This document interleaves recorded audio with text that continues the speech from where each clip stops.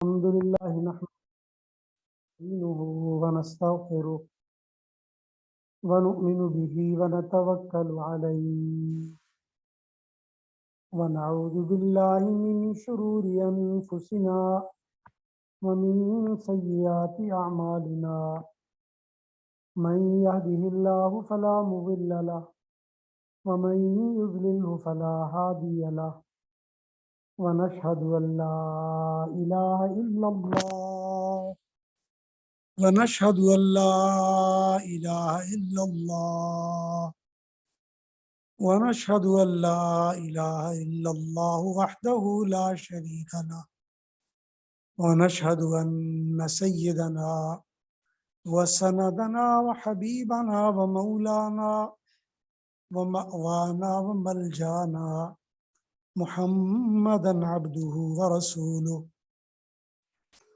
أما بعد فأعوذ بالله من الشيطان الرجيم بسم الله الرحمن الرحيم يا أيها الذين آمنوا اتقوا الله حق تقاته ولا تموتن إلا أنتم مسلمون صدق الله مولانا العظيم اللهم صل على سيدنا ومولانا محمد وعلى آل سيدنا ومولانا محمد وأصحابه وأزواجه وذرياته وبارك وسلم تسليما كثيرا كثيرا سبحانك لا علم لنا إلا ما علمتنا إنك أنت العليم الحكيم میری بہنوں بیٹیوں، آج ہمارا ماہانہ تربیتی پروگرام ہے اور اس پروگرام میں میں نے تربیت کے حوالے سے کچھ باتیں عرض کرنی ہیں۔ پچھلے پروگرام میں نے یہ آئیڈیا دیا تھا کہ مغرب میں رہتے ہوئے ہمارے بچوں کی تربیت کے جو بنیادی مسائل ہمیں درپیش آتے ہیں ان سے کیسے نمٹا جا سکتا ہے یا ان کو احسن طریقے سے ہم کیسے پورا کر سکتے ہیں۔ آج کا ہمارا موضوع یہ ہے کہ ہم اس پر چند باتیں کریں گے، پھر اللہ تعالیٰ سے دعا ہے کہ اللہ ہمیں اس کے مطابق اپنے آپ کو ڈھالے اور اپنے بچوں کی احسن انداز میں تربیت کر کے ان کو دنیا کا کامیاب ترین انسان بننے میں اللہ تعالیٰ ہماری مدد فرمائے۔ تربیت کا عمل یہ اصل میں اللہ تعالیٰ کی طرف سے ہمیں ودیت کیا گیا ہے۔ جب ہم قرآن کریم پڑھتے ہیں الحمدللہ رب العالمین، تمام تعریفیں اس اللہ کی ہیں جو جہانوں کی تربیت کرنے والا ہے۔ ربا یربی تربیتاً، یہ مضاف کا باب ہے، تربیت اس کا مصدر ہے۔ تفعیل میں یعنی اگر اس کو وزن میں لایا جائے تو باب تفعیل یہ مضافوں کے بابوں میں سے ہے۔ اور آپ میں اکثر عالمہ بیٹھی ہوئی ہیں، آپ کو پتہ ہوگا اگر کسی میں ثلاثی مجرد کے یا ثلاثی مزید فی کے دو حرف ایک جنس میں جمع ہو جائیں تو اس کو مضاف کہا جاتا ہے۔ یہ اصل میں رابابا تھا، دو با اکٹھے کر کے ربا ہو گیا ہے، تو رابابا یرببو تربیبن یا ربا یربی تربیتاً، یہ تفعیل باب آ رہا ہے۔ اللہ تبارک و تعالی کے یہ کروڑوں احسانات ہیں، اس کی صفات ہیں۔ اللہ تعالی ہر ایک کو ایسے انداز میں تربیت کرتے ہیں کہ جس چیز کی تربیت کا کسی جگہ ضرورت ہوتی ہے۔ مثال کے طور پر آپ اگر تلاش کرنا شروع کر دیں کہ کسی چیز میں تخلیق کے لحاظ سے، بناوٹ کے لحاظ سے، موقع محل کے لحاظ سے، موسم جگہ کے لحاظ سے کوئی نقص تو نہیں ہے۔ اگر آپ کو کہیں پہ نقص آ جائے نظر تو پھر آپ بات کر لیجیے۔ اول اللہ تبارک و تعالیٰ کا ایسا کامل و مکمل نظام ہے جہاں جس وقت جب جو فصل، پھل، درخت اور چیز پیدا کی جاتی ہے وہ وہاں کے ماحول اور انوائرمنٹ کے مطابق ہوتی ہے۔ یہ تربیت کا ایک بنیادی عنصر ہے۔ جہاں پانی زیادہ ہوگا وہاں ایسے پودے اگے گئے جو پانی زیادہ مانگتے ہوں گے، جہاں پانی کم ہوگا وہاں ایسے پودے اگے گئے جہاں پانی کم ہوگا۔ جہاں پانی بالکل نہ ہو، اللہ تعالیٰ کی شان یہ کہ وہاں ایسے پودے اگیں گے جن کو جڑوں سے پانی کی ضرورت نہیں، پتوں سے ضرورت پوری ہو جاتی ہے۔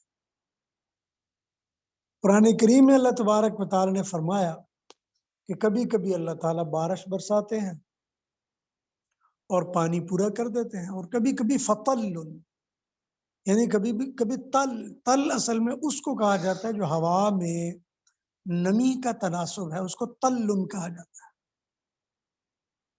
اور تل کے ذریعے سے یعنی اوس کے ذریعے سے، اوس بھی اور چیز ہے، ہوا میں جو نمی کا تناسب ہے جس کی وجہ سے آپ بعض مشینوں کے ذریعے ہوا میں سے پانی کو سک کر سکتے ہیں۔ اس پانی کے ذریعے سے ایسی جگہ پہ اللہ تعالی وہ درخت پیدا کر دیتے ہیں جن کو جڑوں سے پانی کی ضرورت نہیں، پتوں سے ضرورت پوری ہوتی۔ یہ تربیت کا پہلو۔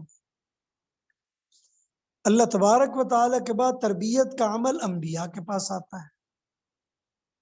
انبیاء کرام علیہم الصلوات والتسلیمات، اللہ نے ان کو اتنا کمال دیا ہے، ہر نبی کو یہ کمال دیا، لیکن محمد کریم رؤوف الرحیم کو جو کمال دیا وہ تو سب سے ہی بالا ہے۔ کہ آپ دیکھیں 23 سال کے عرصے میں تعلیم بالغاں کے ذریعے سے، صرف صحبت کے ذریعے اللہ تعالیٰ نے ایسے ایسے لیڈر تیار کیے کہ جن کو حضرت عمر، حضرت عثمان، اسی طرح حضرت معاویہ رضی اللہ تعالیٰ، اسی طرح مروان ابن حکم، یہ وہ صحابہ کرام ہیں کہ جو صرف حضور کی زیارت، حضور کی صحبت، حضور کی باتیں سن کے، آپ کی تربیت میں رہ کے اس مقام تک پہنچ گئے کہ لوگ بڑی بڑی ڈگریاں لے کر بھی اور بڑے بڑے تجربے کر کے بھی اس مقام تک نہیں پہنچتے۔ حضور اقدس صلی اللہ علیہ وسلم کی صحبت کا نتیجہ یہ ہے۔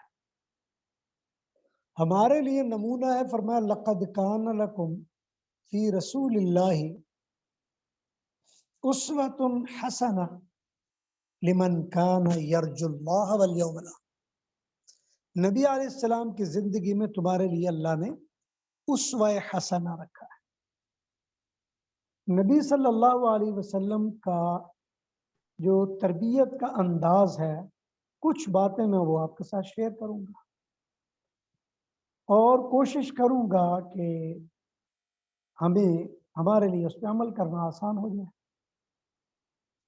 آپ میں جتنی بھی بچیاں، بہنیں، مائیں بیٹھی ہوئی ہیں، کچھ ایسی ہیں جو اپنے بچوں کی وجہ سے رسپانسبل بن گئی ہیں، کچھ ایسی ہیں جو بننے والی ہیں، کچھ ایسی ہیں جو بن جائیں گی، لیکن بہرحال یہ تربیت کا عمل محمد کریم کے بعد، صحابہ کرام کے بعد امہات المومنین میں سے حضرت ام المومنین سیدہ عائشہ صدیقہ طاہرہ رضی اللہ تعالی عنہا کے اللہ تعالیٰ نے مقدر میں کیا ہے۔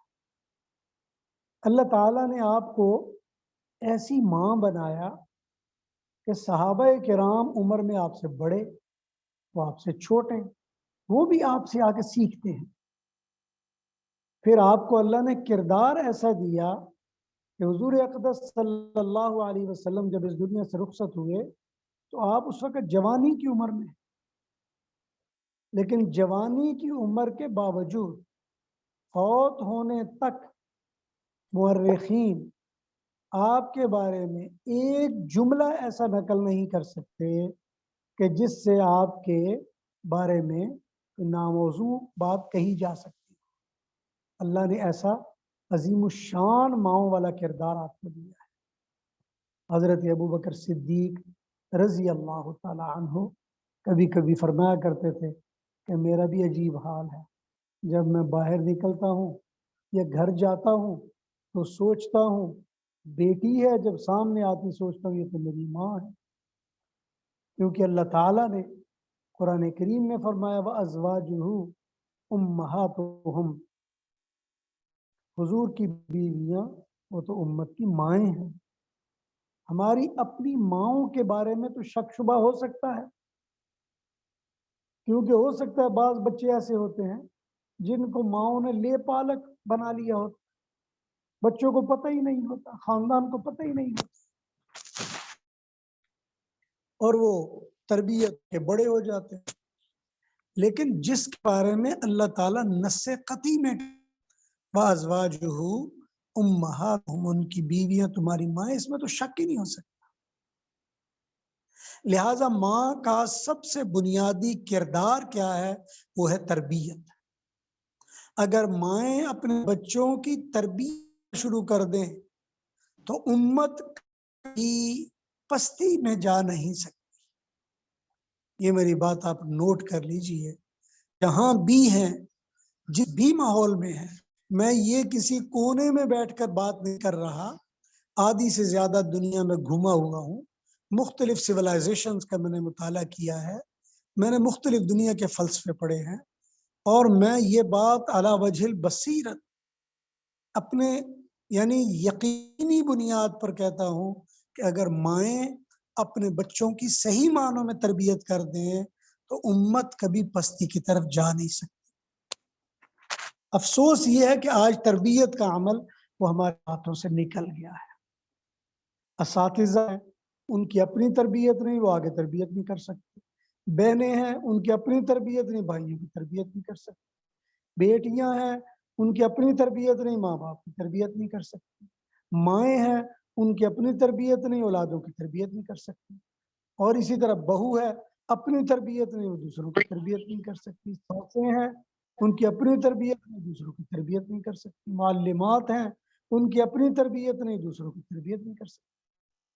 حقیقت بات یہ ہے، میں کئی مرتبہ باز جاتا ہوں، دو چار باتیں نکاح کی مناسب میں کر دیا کرتا ہوں، لیکن میں دیکھتا ہوں کہ لوگ نکاح کے بارے میں، نکاح کے بعد کی زندگی میں، نکاح کے موقع پر بھی بات سننے کے لیے آمادہ نہیں۔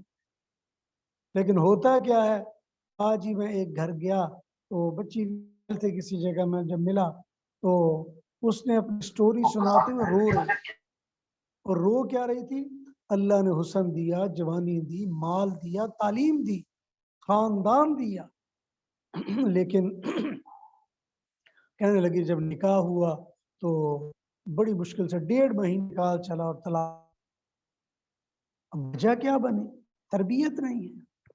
آج بچیوں کی تربیت نہیں کہ گھرداری کیسے کرنی، ماؤں کو تربیت کرنی نہیں آتی۔ ساسیں ہیں، وہ لٹھ لے کے ایک دن میں اپنی بہو کو موم کی طرح، موم کی گڑیا کی طرح اپنی مرضی کے مطابق ڈھالنا چاہتی۔ اور جب بچے پیدا ہو جائیں تو پھر یا تو ہم اتنے براڈ مائنڈ ہو جاتے ہیں، ہم کہتے ہیں اس سے کیا فرق پڑتا ہے۔ آج ہم اگر ویسٹ میں بیٹھے ہوئے ہیں تو مجھے یاد پڑتا ہے، میں ایک بار امریکہ میں ایک جگہ ہے تو بیتھ پیج والی سائڈ میں، لانگ آئی لینڈ سائڈ میں، وہاں گیا، مجھے وہاں پہ کچھ نے یہ شکایت کی کہ جی یہاں عجیب عورتیں ہیں، وہ اپنی یعنی کالج یا اسکول کی پرنسپل کو جا کے کہتی ہیں کہ آپ ہماری بچیوں کو منع کریں کہ یہ پردہ نہ کیا کریں۔ یعنی مسلمان ماں اپنی مسلمان بچی کے لیے، جس مسلمان بچی کو پتہ نہیں دیکھا آ گیا ہوگا چلو ہمیں پردہ کرنا چاہیے، اور اس کی ماں اس کے اسکول میں جا کر کہہ رہی ہے کہ اس کو آپ پابند کریں یا نہ کریں۔ مجھے بتائیں ایسی مائیں کیا کریں گی؟ اسی طرح ہم دیکھتے ہیں کہ بعض اوقات مائیں ایسی براڈ مائنڈ ہو جاتی ہیں کہ وہ کہتی ہیں کہ جی اگر کوئی برا کام بھی کر لے تو کیا فرق پڑتا ہے، کوئی بات نہیں، اس میں کیا، بس معافی مانگ لینی چاہیے۔ اگر کوئی بندہ کسی کی بے احترامی کر دے، کوئی بڑے کی بے احترامی کر دے، کیا فرق پڑتا ہے، کوئی حرج نہیں۔ اگر کوئی گرجے میں چلا جائے، مسجد میں چلا جائے، نہ جائے، کوئی فرق نہیں پڑتا۔ کرسمس کی سارے کام کر لے، ہیلووین کے کام کر لے، کوئی فرق نہیں پڑتا۔ اس لیے تربیت بنیادی طور پر زندگی گزارنے کا نام نہیں، انسان بننے کا نام ہے۔ یہ میری بات یاد رکھ لیجئے، تربیت زندگی گزارنے کا نام نہیں ہے۔ تو جانور کی بھی گزر جاتی ہے، بندروں کی گزر جاتی ہے، گدھوں کی گزر جاتی ہے، بھیڑیے کی گزر جاتی ہے، بیلوں بکریوں کی گزر جاتی ہے، جنگلی جانوروں کی بھی زندگی گزر جاتی ہے۔ تربیت زندگی گزارنے کا مسئلہ نہیں، تربیت نام ہے انسان بننے کا۔ جب آپ انسان بنتے ہیں اور انسان بناتے ہیں، یہ اصل کام ہے۔ ایک ماں کا کمال یہ نہیں کہ شادی ہونے کے بعد اس کے بچے ہو جائیں اور سال ایک بچہ ہوتا جائے، کمال یہ نہیں ہے ماں کا، اس لیے کہ تو اللہ کا ایک قدرتی نظام ہے، جس کی شادی ہوگی بچہ ہو جائے۔ مسئلہ یہ ہے کہ بچہ ہو جانے کے بعد وہ بچہ کیا انسانیت کے منصب پر فائز ہو سکتا ہے، یہ ہوا یا نہیں ہوا؟ ماں کا کام یہ ہے۔ اگر آپ کو اللہ نے ایک بچہ دیا، آپ کو 2 بچے دیے، آپ کو 3 بچے دیے، آپ کو 5 بچے دیے، جتنے بھی دیے، مسئلہ یہ ہے کہ ان بچوں کو آپ نے انسانیت کے منصب پر بٹھایا کہ نہیں بٹھایا، انسانیت کا درس دیا کہ نہیں دیا، انسانیت والی خوبیاں اس میں پیدا کی کہ نہیں کی۔ مسئلہ یہ ہے چیک کرنے والا۔ ہم سمجھتے ہیں بس شادی ہو گئی تو اولاد ہو گئی تو چل میرا بھائی۔ ایک بچی آج میرے پاس آئی، حالانکہ 5-4 سال پہلے میں نے ہی اس کا نکاح پڑھا، اور حقیقت بات یہ ہے کہ ماشاءاللہ پڑھی لکھی، ذہین، سمجھدار، اچھے خاندان کی، امیر، اور میاں بھی اس کا کسی بینک کا بڑا آفیسر اور اچھی خاصی آمدن ہے۔ اپنی گھریلو زندگی بتا کر رو پڑی اور کہنے لگی کہ میرا جی چاہتا ہے میں بس اب نا اس سے علیحدگی کر ہی لوں۔ میں نے کہا جی وجہ کیا؟ کہا اس میں انسانوں والی بات ہی نہیں ہے، احساس ہی نہیں ہے اس میں۔ پھر اپنے گھر کی کچھ باتیں وہ بتا رہی تھی، لیکن ایک بندہ تعلیم پڑھ کے، اکنامکس پڑھ کے، بینک میں اتنے بڑے عہدے پر جا کے لاکھوں روپے تنخواہ لے رہا ہے، اور اس کی بیوی کیا کہہ رہی ہے کہ اس میں انسانوں والی بات ہی نہیں۔ حضور اکرم صلی اللہ علیہ وسلم نے فرمایا خیارکم خیارکم لأہلہ، تم میں بہترین وہ ہے جو اپنے گھر والوں کے لیے بہترین ہے۔ ایک حدیث میں خیارکم خیارکم لنسائکم، تم میں بہترین وہ ہے جو اپنے گھر والوں، اپنی بیوی کے لیے بہترین ہے۔ لیکن میری بہنوں آج ہمارا حال یہ کہ بیویاں ہیں خاوند کے بارے میں، خاوند ہیں بیویوں کے بارے میں ایسی اذیتناک صورتحال بنا دیتے ہیں کہ آپ سوچ بھی نہیں سکتے۔ اس لیے تربیت کے عمل کے بارے میں 3-4 چیزیں زندگی میں سامنے رکھیں، وہ کوشش کریں اس کو اپنی زندگی میں اپنائیں۔ جب آپ زندگی گزار رہی ہوتی ہیں، پہلی بات یہ ذہن میں رکھ لیں کہ آپ فائنل اتھارٹی نہیں ہیں. فائنل اتھارٹی حضور اکرم صلی اللہ علیہ وسلم، آپ فائنل اتھارٹی نہیں. یہ بات ذہن میں رکھ لیجیے. کئی مرتبہ ایسا ہوتا ہے کہ ماں یہ سمجھ رہی ہوتی ہے چونکہ میں ماں ہوں، میں فائنل اتھارٹی ہوں، جو مرضی میں بولتی جاؤں، اور بچے کو یا میری بہن کو یا میری بیٹی کو یا میرے خامند کو یا میرے ابا کو یا کسی کو حق نہیں ہے کہ وہ میرے آگے بولے، اس لیے کہ میں تو آپ کو پتہ ہی ہے کہ میں پڑھی لکھی بھی ہوں اور میں یہ بھی ہوں اور میں وہ بھی ہوں. ہمیں یہ غلط فہمی ہو جاتی ہے. دیکھیں ایک بات ذہن میں رکھ لیجیے اور اس کو باندھ لیجیے اپنے پلے سے.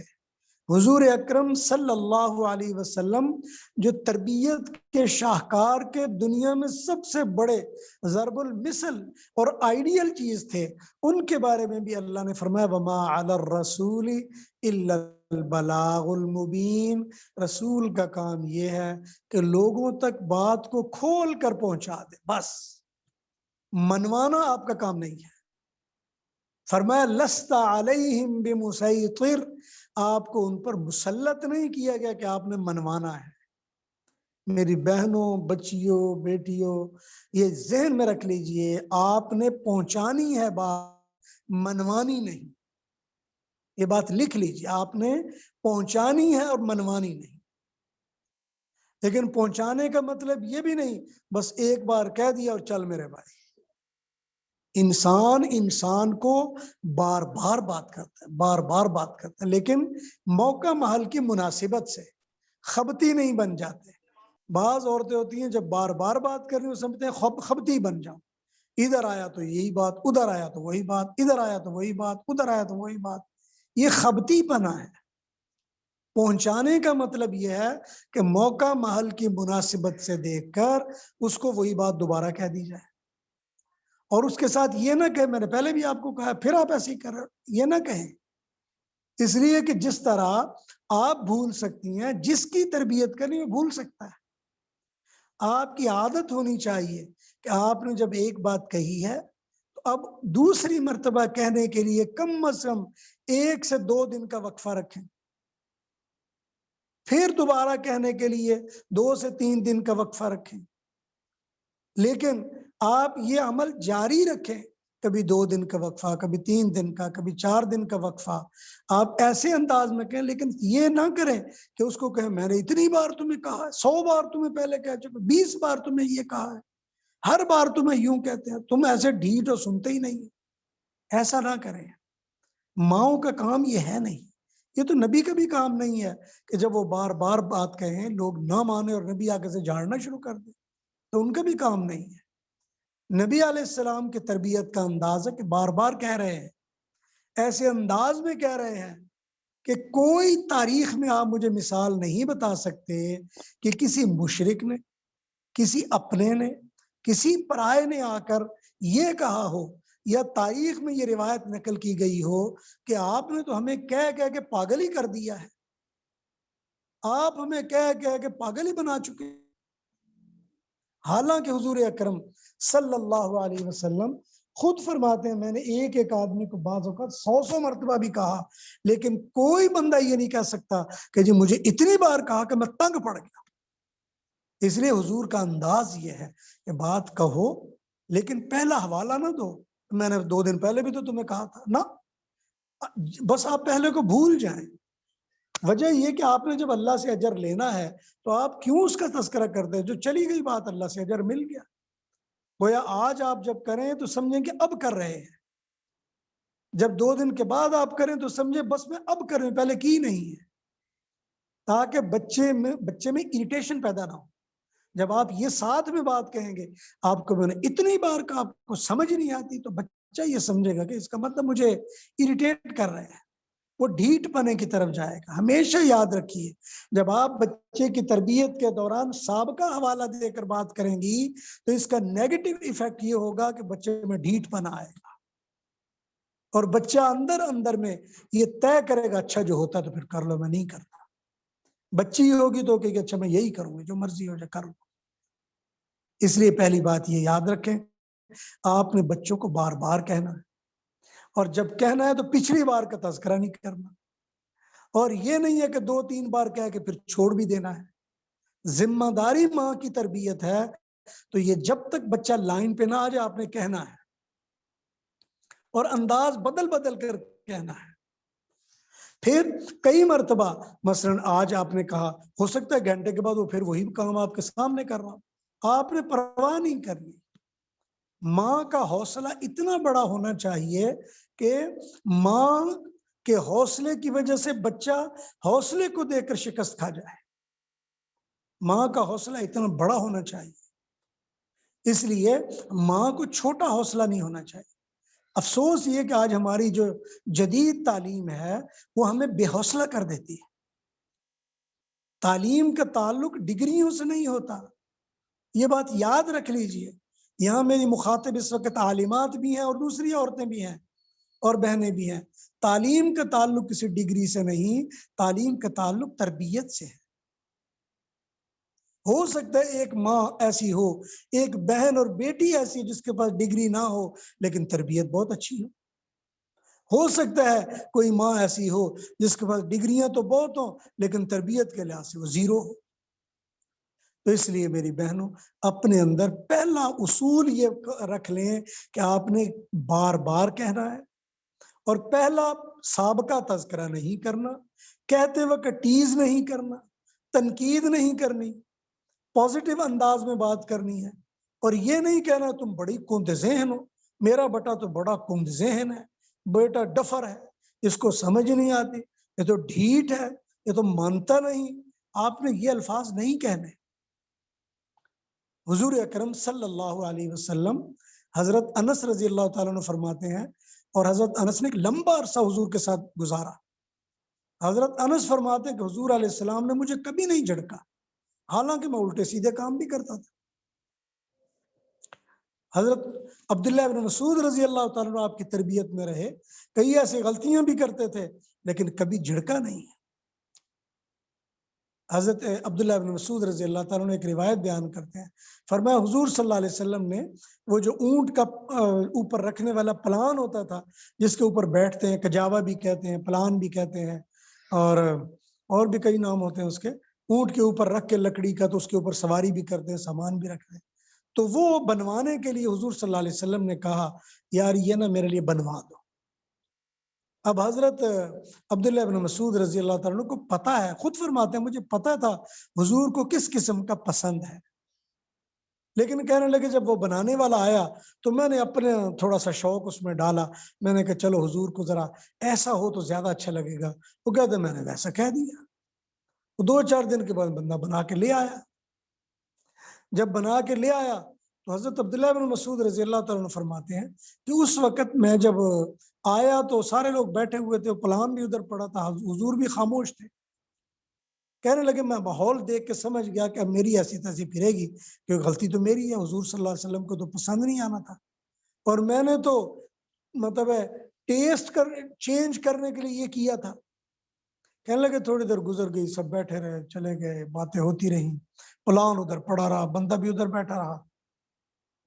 کہنے لگے تھوڑی دیر میں کہیں اٹھ کے گیا تو واپس آیا تو حضور صلی اللہ علیہ وسلم جا چکے تھے۔ میں نے ان سے پوچھا بھئی یہ جو پلان ہے اس کا کیا مسئلہ ہوا؟ کہا حضور علیہ السلام نے پوچھا تھا یہ کس نے بنایا ہے؟ تو ہم نے کہا جی عبداللہ ابن مسعود نے بنایا ہے۔ تو حضور صلی اللہ علیہ وسلم یہ کہہ گئے تھے یہ عبداللہ ابن مسعود کو دے دیں۔ یعنی یہ جملے میں کوئی ایسی تلخی نہیں پیدا کی، یہ نہیں کہا کہ اس کو خود ہی پیسے دو، یہ اسی کو دے دیں۔ حضرت عبداللہ ابن مسعود رضی اللہ تعالیٰ کہتے ہیں میں بڑا شرمندہ ہوا، بڑا پریشان ہوا کہ حضور علیہ السلام نے میرے ذمے بھی لگایا اور میں نے کام بھی کیا اور حضور خوش بھی نہیں ہوئے، اور پتہ نہیں اب کیا بنے گا۔ کہتا میں ڈرتے ڈرتے حضور علیہ السلام کی خدمت میں جا بیٹھا، اور میں بیٹھا تھا، میں سوچ کے گیا تھا کہ حضور علیہ السلام مجھے ڈانٹ پلائیں گے کہ تجھے پتہ بھی ہے مجھے فلاں پسند ہے، تو نے ایسا کیوں بنایا؟ فرماتے میں کافی دیر بیٹھا رہا اسی انتظار میں، حضور علیہ السلام نے ایک لفظ بھی نہیں بولا۔ یہ کہنے لگے میرے اندر اندر میں شرمندگی آتی جائے کہ حضور علیہ السلام ایک لفظ بھی نہیں بول رہے۔ خیر کہنے لگے جب حضور علیہ السلام نے ایک دن بھی نہ بولا، دوسرے دن گزرا تو پھر میں سامنے بیٹھا، میں نے کبھی حضور علیہ السلام کو ڈانٹ پلائیں گے یا کچھ بتائیں گے؟ کہتے دوسرے دن بھی کچھ نہ بولے۔ لیکن یہ طے ہے کہ حضور کو پتا تھا کہ مجھے پتا ہے کہ حضور کو کس قسم کا پسند ہے. کہنے لگے مجھے اتنی شرم آئی، تیسرے دن میں اٹھا کر اسی کاریگر کے پاس لے گیا. اس کو میں نے کہا اس کو اس طرح بناؤ، اس طرح ٹھیک کرو. اس نے ٹھیک کر دیا اور میں نے لا کر حضور اقدس صلی اللہ علیہ وسلم کی خدمت میں پیش کر دیا. حضور علیہ السلام خوش ہو گئے. یہ حضور کے تربیت کا انداز ہے. انس بن مالک فرماتے ہیں میں روز روٹی کھانا کھایا کرتا تھا. ایک دن حضور علیہ السلام نے مجھے صرف ایک بات فرمائی اور وہ حدیث مبارکہ میں نقل ہوتی ہے. فرمایا کہ یا انس کل بیمینک وکل مما یلیک. فرماتے ہیں آپ نے اس انداز میں بات کہی کہ ساری زندگی میں اس سے ہٹ نہیں سکا. فرمایا کل بیمینک، دائیں ہاتھ سے کھانا کھا، وکل مما یلیک، اپنے آگے سے کھانا کھا. تو اس لیے آپ ایسی ماں بنے کہ جب آپ بات کریں تو اس کا اثر ہو، اور بلا وجہ ہر وقت یہ کام نہ کریں. آپ کا یورپ میں اور خاص طور پر ویسٹ میں، آسٹریلیا میں، جہاں پہ مسلمان تہذیب نہیں ہے، وہاں آپ کا جا کے بس جانا یہ بہت بڑی آزمائش ہے. وہاں آپ کے بچوں کا، بچیوں کا جوان ہونا یہ بہت بڑا مسئلہ ہے. لیکن یاد رکھیں پاکستان میں، ہندوستان میں، اگر بنگلہ دیش میں آپ تربیت کرنا چاہیں، سعودی عرب میں، کسی اسلامی ملک میں تربیت کرنا چاہیں، اس کا طریقہ اور ہے. لیکن اگر آپ یورپ میں، امریکہ میں، آسٹریلیا میں، کینیڈا میں اپنے بچوں کی تربیت کرنا چاہیں، وہاں طریقہ اور ہے. وہاں آپ نے جب بچے کی تربیت کرنی ہے تو آپ نے اس کو دوستی کے انداز میں مولڈ کر کے بھی تربیت کرنی ہے. اگر آپ اپنے بچے کو یا بچی کو حاکمانہ انداز میں کہیں گے، آپ اپنا عزت اور وقار کو مجروح کریں گے. بچے آپ کی بات نہیں مانیں گے. اس لیے کہ جس سکول میں، جس کالج میں، جس سوسائٹی میں، جس ماحول میں وہ پروان چڑھ رہے ہیں، وہاں ان کے نظریات میں باپ یا ماں کچھ نہیں ہے. آپ نے بھی دیکھا ہوگا، میں نے بھی دیکھا ہوا ہے ایسے بچے یا ایسی بچیاں جن کے ماں باپ سختی کرتے ہیں، وہ مانتے نہیں، مار پیٹ ہوتی ہے، حکومت آتی ہے، وہ پولیس والے لیتے ہیں اور جا کر ان کو ایسی جگہوں پر چھوڑ دیتے ہیں کہ جہاں پہ وہ اپنی زندگیاں گزار رہے ہوتے ہیں اور آزادانہ زندگی گزارتے ہیں. جانوروں کی طرح زندگی گزرتی ہے، کوئی ان کا پوچھنے بتانے والا نہیں ہوتا. اس میں مسلمان بچے بچیاں بھی ہوتی ہیں، دوسرے مذہب کے بھی ہوتے ہیں، لیکن ان کے ہاں مذہب کی کوئی اہمیت نہیں ہوتی. اس لیے جب آپ نے اگر تو ایسی جگہ آباد ہے جہاں اسلامی تہذیب ہے، وہاں آپ کے لیے آسانیاں ہیں، سمجھانے والے اور بھی مل جائیں گے. لیکن اگر ایسی جگہ ہے جہاں اسلامی تہذیب نہیں ہے، وہاں کفر ہے، وہاں بے دینی ہے، دہریت ہے، وہاں آپ کے لیے بہت بڑی آزمائش ہے. بہت زیادہ سوچو بچار کرنی پڑتی ہے. آپ کو اپنا دماغ بہت بڑا کرنا پڑتا ہے. آپ کو اپنا دل بہت بڑا کرنا پڑے گا. آپ کو پہلے بچے کے مسئلے کے اندر اترنا پڑے گا. اترنے کے بعد سمجھنا پڑے گا. سمجھنے کے بعد اس کو ٹھیک کرنا پڑے گا. اور پھر جو بچہ ٹھیک ہوگا وہ زندگی بھر نہیں بگڑ سکے گا. میں صرف ایک مثال آپ کو سنا دیتا ہوں.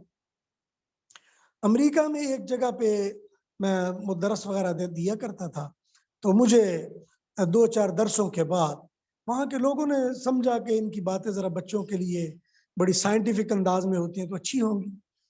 انہوں نے مجھے کہا جی ہمارے یہاں ٹین ایج کا ایک گروپ ہے جس میں 16-17 لڑکیاں ہیں اور 10-15 لڑکے ہیں اور ان میں مسلمان ہیں، لیکن وہ سب نہ وہ مطلب بد مذہب ہو گئے، دین سے دور ہو گئے. ہم چاہتے ہیں کہ ان کے ساتھ آپ کی میٹنگ کریں، آپ کوئی ٹائم دے سکتے ہیں؟ میں نے کہا جی میری انگریزی تو اتنی اچھی ہے نہیں.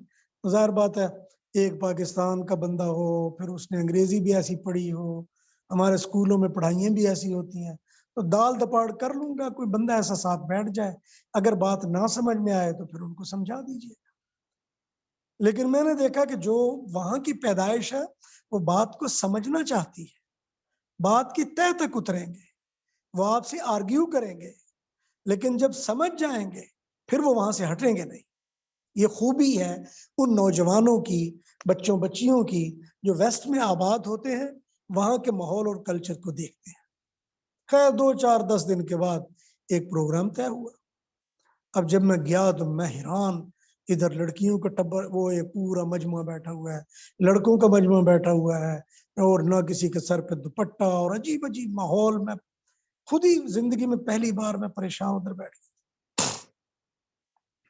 خیر جب میں گیا تو اب ان کے لیے بھی ایک عجوبہ تھا کہ ایک بندہ جس نے پگڑی باندھی ہوئی ہے، داڑھی رکھی ہوئی ہے، اب وہ مولوی صاحب ہے. اور مولوی کی ویسے بھی ہمارے پاکستانی کمیونٹی میں اتنی عزت ہوتی نہیں ہے. مجبوری سے کبھی کوئی مطلب کوئی سپارہ قاعدہ پڑھنا ہو، کوئی نکاح کرنا، جنازہ کرنا، اس حد تک تو ہم برداشت کرتے ہیں، ورنہ ادروائز ہم عام اپنی سوسائٹی، اپنی میٹنگوں میں مولوی کو تو ویسے ہی وہ نہیں سمجھتے. اب انہوں نے بھی ظاہر بات ہے اپنی ماؤں سے، انہوں سے سنا ہوا تھا کہ مولوی ایسے ہوتے ہیں، ویسے ہوتے ہیں. اوپر سے ایک مولوی صاحب ان کے سامنے آ گیا.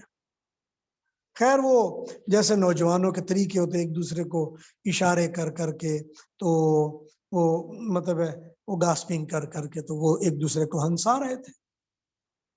لیکن مجھے پتا تھا کہ میں ایک مشن پہ آیا ہوا ہوں. خیر وہ 15 20 منٹ نا وہ یہ سلسلہ چلا. نوجوانوں نے بھی ادھر سے ادھر، کوئی مسخرے پن میں، کوئی انگلش محاوروں میں میرا مذاق اڑایا. خیر میں چپ کر کے بیٹھا رہا. تو بعد میں وہ جو میرے ساتھ لے کے خاتون گئی تھی، وہ 2 4 بار ان کو اس نے ڈانٹا، تو میں نے کہا آپ بولے نہیں، آپ چپ رہے.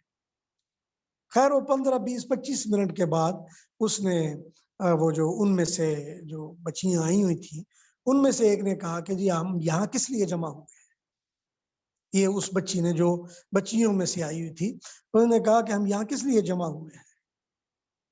اب وہ جو میرے ساتھ میزبان تھی تو وہ کہنے لگی، جی بولنے لگی. میں نے کہا آپ چپ رہے.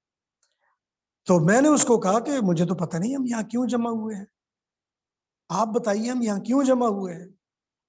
اب وہ کہنے لگی، جی ہمیں تو یہ پتہ چلا ہے کہ کوئی مفتی صاحب ہیں، بہت بڑے سائنسدان ہیں، یہ ہے وہ ہے، تو وہ یہاں آئیں گے تو آپ ان سے سوال و جواب کریں. میں نے کہا دیٹ از دا پوائنٹ.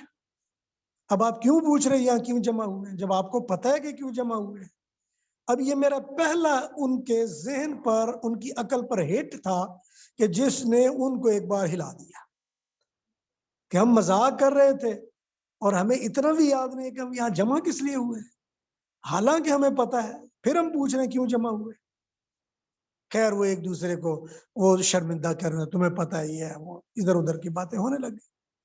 خیر 2 4 5 6 منٹ کے بعد نا اس نے کہا کہ مفتی میرا ایک سوال ہے. میں نے کہا جی بتائیے کیا سوال ہے آپ کا. وہی جو ہمارا گھسا پیٹا ایک سوال ہے کہ جی ایک آدمی اتنی عورتوں سے کیوں شادی کرتا ہے، عورتیں اتنے آدمیوں سے کیوں شادی نہیں کر سکتی، اور اسلام اس کے بارے میں کیوں ایسے کہتا ہے، اور فلاں اس کے بارے میں کیوں ایسے نہیں کہتا. اب یہ ان کا ایسا سوال تھا کہ جو اس کا جواب دینا کسی کے بس میں نہیں تھا. خیر جب اس نے سوال کیا اور سوال کے بعد دوسروں نے بھی حصہ ڈالا، کچھ نے مذاق بھی اڑایا، یہ اسلام تو ایسے ہی ہے، بس سارا مذہب ایسے ہی ہے، اس طرح باتیں کر کر آ کے 10 منٹ انہوں نے ایک سوال کو جب رگڑا دیا، اور میں نے دیکھا کہ اس سوال پر سارے متفق ہو گئے ہیں کہ بھئی سوال یہی ہے، اس کا کوئی حل تو ہونا چاہیے. یہ کیوں ایسا ہے، ایسا کیوں غلط کام کرتے ہیں، یہ مذہب میں ایسا کیوں ہے. خیر ان میں ایک عورت تھی تو جو یہودیت کی طرف مائل تھی اور بڑی سائنس پڑھی ہوئی تھی. تو میں نے کہا آپ کا، وہ بول بھی زیادہ رہی تھی، تو میں نے کہا آپ کا جو اسٹڈی میں اسپیشلائزیشن کس میں ہے. کہنے لگی جی بایولوجی میں. میں نے کہا اچھا اچھا. تو میں نے کہا میں ایک بات پوچھ سکتا ہوں آپ سے. کہتے ہاں ہاں پوچھیں. میں نے کہا مجھے یہ بتائیں کہ عورت کی کریشن کا پرپس کیا ہے. میں نے ایک سوال کر دیا. اب جب میں نے سوال کیا، اب ظاہر بات ہے ایسا سوال جب آپ نوجوانوں سے کریں گے جو ان کی عقل کو جھنجھوڑے گا تو وہ آپ کی طرف زیادہ مائل ہوں گے. اگر آپ ان کو قرآن کی آیتیں پڑھ پڑھ کے سنائیں گے وہ آپ کی طرف نہیں آئیں گے. ان کو قرآن کی اہمیت سے پہلے ان کو بتائیں کہ وہ قرآن ہے کیا. خیر جب میں نے ان کو سوال کیا تو وہ تو سوچنے لگے کہ جی کیا مقصد ہے. خیر کسی نے کہا جی انجوائمنٹ، کسی نے کچھ کہا، کسی نے کچھ کہا. میں نے کہا آپ بتائیں کیا کہتے ہیں، چونکہ آپ بایولوجی پڑھی ہوئی ہیں نا، آپ بتائیں. خیر اس کے منہ سے اچانک نکل گیا کہ پروڈکشن، یعنی وہ تخلیق کرنا یا بچوں کی پروڈکشن کرنا. میں نے کہا میرا خیال کہتے کہ آپ تھوڑی تھوڑی قریب آ گئی ہیں. جب میں نے اس کو کہا تھوڑی تھوڑی قریب آ گئی ہیں تو اس کو ذرا حوصلہ ملا. اس نے کہا ہاں یہی مقصد ہے ہمارا کہ عورتوں کا مقصد یہی ہے کہ بچے پیدا کریں. اور بھی چیزیں پیدا کر سکتے ہیں لیکن مینلی جو مقصد ہے جو بندے نہیں کر سکتے وہ صرف عورتیں ہی کر سکتی ہیں وہ بچوں کی ری پروڈکشن ہے. میں نے کہا یہ بالکل آپ کی بات ٹھیک ہے. اب جب آپ اس بات پر کھڑی ہوگی میرا ایک اور سوال ہے اب آپ سے. کہتی وہ کیا ہے؟ میں نے کہا مجھے یہ بتائیں. اب میں نے کہا چونکہ یہ نوجوان بچے جب تک آپ ان کے ساتھ کھل کے ان کے مزاج کے مطابق بات نہیں کریں گے ان کو پلے نہیں پڑے گی. اس لیے کہ جو آپ کے ویسٹ کا ایجوکیشنل سسٹم ہے وہ پہلے ہی کھول کے ان کے سامنے رکھ دیتا ہے. آپ اپنے حیا کے پردوں کو ان کے سامنے قائم رکھنے کی کوشش کرتے ہیں جبکہ وہ پہلے ہی کھلے ہوئے ہیں ان کے سامنے.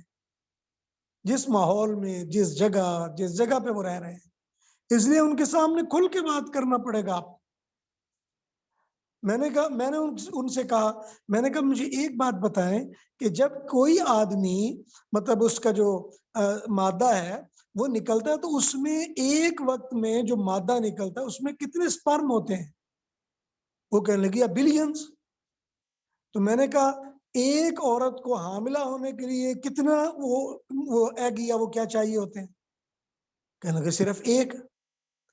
تو میں نے کہا آپ کی بایولوجی کے سائنس کے مطابق ایک وقت ایک آدمی کا جو مادہ ہے اس کے ساتھ تو بلینز آف وومنس کو پریگننٹ کیا جا سکتا ہے کہ نہیں کیا جا سکتا؟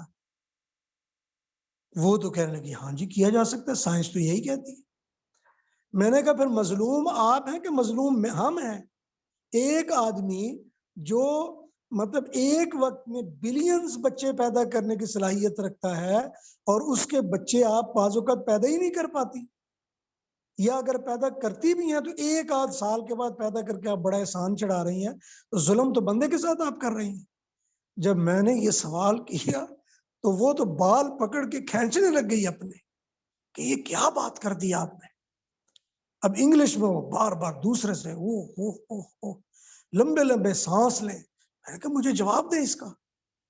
آپ تو کہہ رہی ہیں کہ 2 عورتیں 3 عورتیں 5 عورتیں. میں تو کہہ رہا ہوں اس سے بڑا ظلم کسی آدمی کے ساتھ کیا ہوگا کہ وہ بیچارہ کچھ کرنے جوگا ہی نہیں ہے. اب اس معاملے میں اب جب وہ ادھر ادھر جانے میں نے کہا نہیں مجھے اس کا جواب دے دیجیے. آپ سائنس کو پڑھ کر اس کو سمجھ کر اپنے بچوں کی سوچ کے مطابق ان کے قریب کر کے جب سوال داغیں گے اور یہ سوال سائنسی اصول پر ہوگا تو آپ کے بچے آپ کے احترام میں پہلے سے زیادہ ہو جائیں گے, آپ کی محبت میں پہلے سے زیادہ ہو جائیں گے, آپ کی سننے لگ جائیں گے. آپ اگر بار بار اس کو حدیثیں سنائیں گے وہ آپ کی نہیں سنیں گے. آپ اگر بار بار قرآن کی آیتیں سنائیں گے وہ نہیں سنیں گے. اس لیے کہ آپ نے بائی چوائس ان کو ایسی جگہ پر جا کے رکھا ہے جہاں دہریت ہے, جہاں مادیت ہے, یہاں دنیاوی اغراض ہے, جہاں مفاد پرستی ہے, جہاں ہوس ہے اور جہاں لالچ ہے. اس لیے آپ اپنے بچوں سے گفتگو کرنے سے پہلے ان کے آئی کیو لیول پر جائیں. جہاں پہ جس ماحول میں بھی ہم رہیں آئی کیو لیول مختلف ہوتا ہے. اگر آپ کسی 3rd ورلڈ کنٹری میں ہیں تو آپ کا آئی کیو لیول نیچے ہوگا. اگر آپ کسی 1st ورلڈ کنٹری میں چلے جائیں تو آئی کیو لیول بدل جائے گا. امیر ملک میں جائیں گے تو آئی کیو لیول دوسرا ہو جائے گا. اس لیے میری بہنوں آپ کی اور میری اور آپ سب کی ذمہ داری ہے کہ ہم سب سے پہلے مسائل کی اس بیس کو سمجھیں جس سے وہ مسئلہ پیدا ہو رہا ہے. آپ مجھے یہ بتائیے ہالووین میں وہ کدو جو آپ اکٹھے کرتے ہیں, آج کل ہالووین آنے والی ہے آپ کے ہاں, تو یہ ہالووین کے ذریعے جو بھی آپ کرتے ہیں یہ کدو جو بھی رکھتے ہیں یہ کوئی ثواب کا کام ہے یا گناہ کا کام ہے؟ اب ظاہر بات ہے یہ نہ ثواب ہے نہ گناہ, ایک رسم ہے. لیکن میری نظر میں یہ ثواب گناہ نہیں, آپ کی نظر میں ہو سکتا ہے ثواب گناہ نہیں, لیکن مجھے یہ بتائیں کہ جو قوم اس عمل کو ثواب کی نیت سے کر رہی ہے, جو قوم اس کو ایک رسم کے طور پر کر رہی ہے اور مذہبی رسم کے طور پر کر رہی ہے, مجھے بتائیے کہ وہ کیوں ایسا کر رہی ہے. ہندوؤں میں یہ امریکہ میں یا ویسٹ میں یہ پرانے وقتوں کے بعض رسومات چلی آ رہی ہے. ان کے نظریات کے مطابق بعض ایسے اوتار تھے جو ہندو مذہب میں بھی ہوتے ہیں، یا بعض ایسے وہ فرشتے ہوتے ہیں جس کو فرشتے کہہ لیتے ہیں، سینٹا کلاس بھی ایک فرشتہ بنا ہوا ہے، وہ ہوتے ہیں جو آ کے ایسا ایسا کام کر لیتے ہیں۔ ان فرشتوں کو متوجہ کرنے کے لیے انہوں نے یہ کرنا ہوتا ہے۔ یہی تصور شیعوں میں ہے، انہوں نے فرشتوں کو یا امام مہدی کو متوجہ کرنے کے لیے علم لگانا ہوتا ہے۔ ہالووین میں جو مطلب فرشتہ آئے گا اس کو متوجہ کرنے کے لیے انہوں نے کدو جلانے ہوتے ہیں، کدو کو بنا کے اس کے اندر موم بتیاں لگا کے رکھنی ہوتی ہیں۔ یہ بنیادی طور پر مذہبی تصورات ہیں۔ ان مذہبی تصورات کو اگر آپ کریں گے اور مذہب سمجھ کے کریں یا نہ بھی مذہب سمجھ کے کریں، بہرحال وہ غلط ہے۔ اگر کوئی آدمی نماز پڑھے، مثلا عیسائی اگر نماز پڑھے تو ہم سمجھتے ہیں کہ اگر عیسائی نماز پڑھنے کے لیے آیا تو اللہ کی رحمت اس کی طرف متوجہ ہو سکتی ہے۔ اگر کوئی یہودی نماز پڑھنے آیا تو اللہ کی رحمت اس کی طرف متوجہ ہو سکتی ہے۔ ہمارے نیک اعمال میں اگر کوئی غیر مسلم، کوئی کافر، کوئی دہریہ شامل ہوتا ہے، اگر اعمال میں شامل نہ بھی ہو، پاس بھی بیٹھ جائے، تو اللہ کی رحمت جب اترتی ہے تو رحمت ان پر بھی اثر انداز ہوتی ہے کہ نہیں ہوتی؟ اسی طرح اگر غیر مسلموں کا کوئی کام آپ کریں گے اور ان غیر مسلموں کے کرتے ہوئے جب اللہ تعالیٰ کی ناراضگی ظاہر ہوتی ہے یا اترتی ہے، تو بتائیے اگر آپ میں سے کوئی اس میں مبتلا ہوگا تو وہ اس پر اثر انداز ہوگی کہ نہیں ہوگی؟ تو اس لیے میری بہنوں، ہمیں چاہیے کہ رسم و رواج کے اس پس منظر کو دیکھیں، خالی رسم کو نہ دیکھیں کہ جی کدو کاٹنے سے کیا ہو جاتا ہے، جی وہ انڈا رکھنے سے، سینٹا کلاس کے لیے وہ رکھنے سے کیا ہو جاتا ہے، فلاں کام کرنے سے کیا ہو جاتا ہے، کرسمس ٹری بنانے سے کیا ہو جائے گا؟ ہوگا کچھ بھی نہیں۔ لیکن مسئلہ یہ ہے کہ چونکہ یہ کرسمس ٹری بنانے والے کرسمس ٹری بناتے ہیں، یا جو کراس بناتے ہیں، سلیب بنانے والے جب سلیب بناتے ہیں، علم لگانے والے جب علم لگاتے ہیں، یا ڈیوڈ کا سٹار لگانے والے سٹار آف ڈیوڈ اگر کہیں رکھتے لگاتے ہیں، تو یہ سارے کے سارے کیوں لگاتے ہیں؟ یہ ان کی مذہبی علامات ہیں۔ اگر آپ ان مذہبی علامات میں ان کی موافقت کر رہے ہیں تو ظاہر بات ہے دو ہی صورتیں ہیں کہ یا وہ عمل اللہ کو پسند ہے یا پسند نہیں ہے۔ اور صاف سی بات ہے اللہ کو پسند نہیں ہے۔ اگر اللہ کو پسند ہوتا تو ہمیں بھی کہا جاتا کہ آپ بھی ایسے کرو۔ جو چیز اللہ کو پسند نہیں ہے وہ آپ انجام دے رہے ہیں، تو اس کا مطلب یہ ہے کہ آپ اللہ سے بغاوت کرنے کی طرف جا رہے ہیں۔ لیکن آپ اس انداز میں اگر بچوں کو سمجھائیں گے، بچے آپ کی بات نہیں مانیں گے۔ اس لیے اس کے الفاظ کو بدل کر، کوئی مجھے کہہ رہا تھا، مجھے یاد نہیں، وہ ہالووین کی بجائے ہلالووین بنا لیجیے، ایسا کام نہیں چل سکتا۔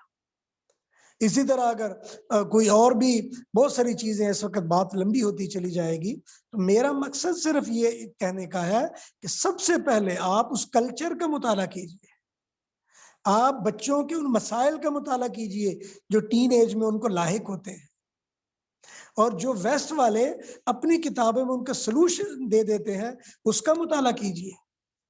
میں نے بعض ایسی کتابوں کا مطالعہ کیا، خاص طور پر امریکہ نے جس میں اپنا کلچرل نظام کو سیٹ کیا ہے، ان کا بیسک فارمولہ یہ ہے کہ ٹین ایج میں بچیوں کو اتنا فری کر دیں کہ اپنا جتنا بھی سیکس کا پریشر ہے وہ اس کو ریلیز کر دیں۔ اور جب اس عمر میں بچے کا سیکس پریشر ریلیز ہو جائے گا اور وہ ٹین ایج سے نکلے گا، جب وہ 20 میں پہنچے گا، 20, 21, 22 میں جب پہنچے گا تو وہ میچور ہو چکا ہوگا۔ جب میں میچور ہو جائے گا، اب اس سے آپ کام لو، اور میچور ہو کے پھر گدھوں کی طرح کام کرنے پڑ جاتے ہیں، پھر لوگ کام کرتے ہیں۔ اس لیے میری بہنوں، ہمیں چاہیے کہ ہم اس ماحول کو پہلے سمجھنے کی کوشش کریں۔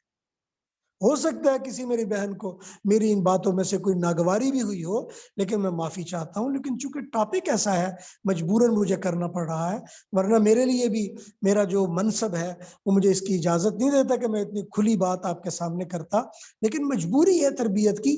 آپ اپنے بچوں کو اگر اپنی تربیت میں نہیں رکھیں گی، اپنے قابو میں نہیں رکھیں گی، اپنے کنٹرول میں نہیں لائیں گی، تو پھر کوئی اور ان کو کنٹرول کرے گا۔ اگر آپ ان کو نہیں بتائیں گے تو کوئی اور ان کو بتائے گا۔ اگر آپ ان کو نہیں سمجھائیں گے وہ کہیں اور سے سمجھیں گے، اگر آپ ان کی روک ٹوک نہیں کریں گی تو وہ تو بغیر اسٹیئرنگ کی گاڑی بن کر چل پڑیں گے، پھر تو رکنے کا نام نہیں لیں گے۔ تو اس لیے یہ تربیت کے حوالے سے چند باتیں تھیں جو میں نے آپ کے سامنے رکھ دی ہیں، وقت بھی زیادہ ہو گیا ہے۔ اللہ تبارک و تعالی سے دعا ہے جو کچھ کہا گیا سنا گیا اللہ رب العالمین اپنی بارگاہ میں قبول فرمائے۔ اب تھوڑا سا کویسچن آنسر کر لیتے ہیں۔ اگر محمد وعلی آل سیدنا محمد وبارک وسلم۔ سبحانک لا علم لنا الا ما علمتنا انک انت العلیم الحکیم۔ اللهم ربنا تقبل منا انك انت السميع العليم وتب علينا انك انت التواب الرحيم اللهم لك الحمد كما ينبغي لجلال وجهك وعظيم سلطانك لا الہ الا انت نستغفرك ونتوب الیک۔ یا اللہ ہماری اس حاضری کو کہنے سننے کو اپنی بارگاہ میں قبول فرما۔ وقت کی کمی کی وجہ سے اگر کوئی کمی رہ گئی ہو، کوئی غلطی ہو گئی ہو، درگزر فرما، اور ہم سب کو دین کی سربلندی، آپس کی محبت اور حضور علیہ السلام کی اتباع، اللہ تعالیٰ کی محبت اپنے دلوں میں پیدا کرنے کی توفیق نصیب فرما۔ صلی اللہ تعالی علی حبیبہ محمد وآلہ واصحابہ اجمعین برحمتک یا ارحم الراحمین۔